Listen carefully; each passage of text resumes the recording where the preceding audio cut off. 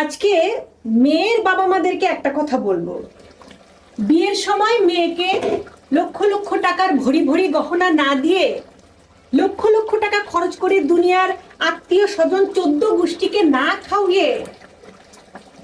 তারপর যার সাথে মেয়ের বিয়ে দিচ্ছেন তাকে গাড়ি, তারপরে হচ্ছে কি বলবো, দুনিয়ার লক্ষ লক্ষ টাকা খরচ করে পুরো বাড়ি ফার্নিচার না দিয়ে অল্প টাকার মধ্যে হলেও একটা জায়গা কিনে দেন